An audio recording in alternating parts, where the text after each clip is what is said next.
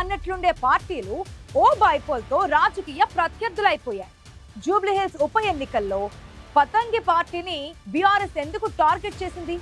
ఒకప్పుడు ఒకరికొకరం నువ్వా నేనా అన్నట్లున్న మిత్రుల మధ్య వైరం ఎందుకు పెరిగింది?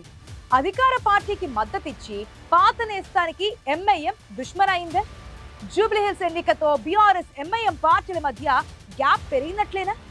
రాజకీయ వర్గాల్లో దీనిపై ఏం చర్చ జరుగుతోంది? Let's watch.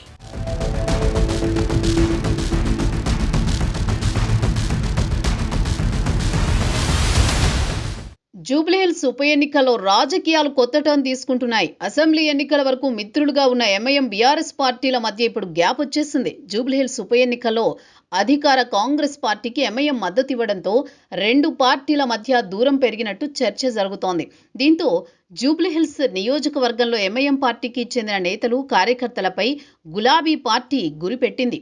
రాష్ట్రంలో ఏ పార్టీ అధికారంలో ఉంటే ఎంఐఎం ఆ పార్టీకి మద్దతు ఇవ్వడం ఆనవాయితీగా వస్తోంది. 2014 నుంచి 2023 దాకా అధికారంలో ఉన్న గులాబీ పార్టీకి మద్దతిచ్చింది ఎంఐఎం. మజ్లిస్ తమకు ఫ్రెండ్లీ పార్టీ అని బీఆర్ఎస్ అధినేత కేసీఆర్ బహిరంగంగా చెప్పారు. ఎంఐఎం అగ్రనేతలు అసదుద్దీన్ ఓవైసీ, అక్బరుద్దీన్ ఓవైసీ ఇద్దరూ కేసీఆర్ని అనేక సందర్భాల్లో పొగడ్తలతో ముంచెత్తారు. ఆయనకు అండగా ఉంటామని చెప్పారు.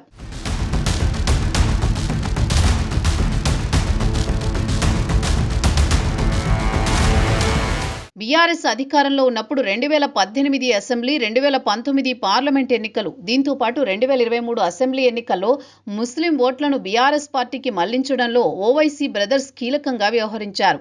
గ్రేటర్ హైదరాబాద్ నగర పరిధిలో తమ సిట్టింగ్ స్థానాలుగా ఉన్న 7 అసెంబ్లీ సీట్లతో పాటు రాజేంద్రనగర్లో మాత్రమే ఎంఐఎం పోటీ చేసింది. మిగిలిన అన్ని స్థానాల్లో గులాబీ పార్టీకి సపోర్ట్ చేసింది. తాజాగా ఎంఐఎం తన రాజకీయ వ్యూహాన్ని మార్చుకుంది.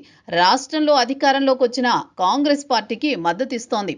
జూబ్లీహిల్స్ ఉప ఎన్నికల్లోనూ హస్తం పార్టీ అభ్యర్థి నవీన్ యాదవ్ తరపున ఎంఐఎం చీఫ్ అసదుద్దీన్ ఓవైసీ ప్రచారం చేస్తున్నారు.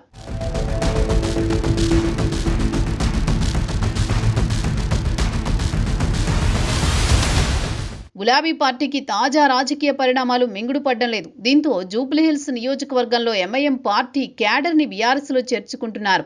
డివిజన్ అధ్యక్షులు, బూత్ స్థాయి అధ్యక్షులు ఇతర కార్యకర్తలను కారెక్కిస్తున్నారు. అంతేకాదు ఎంఐఎంపై విమర్శలు చేస్తున్నారు. మరోవైపు 2014 అసెంబ్లీ ఎన్నికల్లో జూబ్లీహిల్స్ నుంచి ఎంఐఎం అభ్యర్థిగా నవీన్ యాదవ్ పోటీ చేసి 2వ స్థానంలో నిలిచారు. 2018 అసెంబ్లీ ఎన్నికల్లో నవీన్ యాదవ్కు ఎంఐఎం బీఫామ్ ఇవ్వలేదు.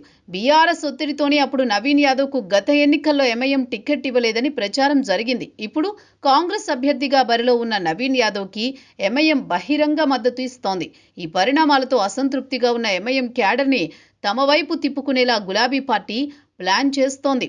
మొత్తానికి జూబ్లీహిల్స్ ఉప ఎన్నికల్లో ఎంఐఎం ఓటు బ్యాంకును టార్గెట్ చేయడం ద్వారా ముస్లిం మైనార్టీల ఓట్లు బీఆర్ఎస్ పార్టీకి అనుకూలంగా మారతాయా లేదా అనేది ఇప్పుడు ఇంట్రెస్టింగ్ ఇష్యూ.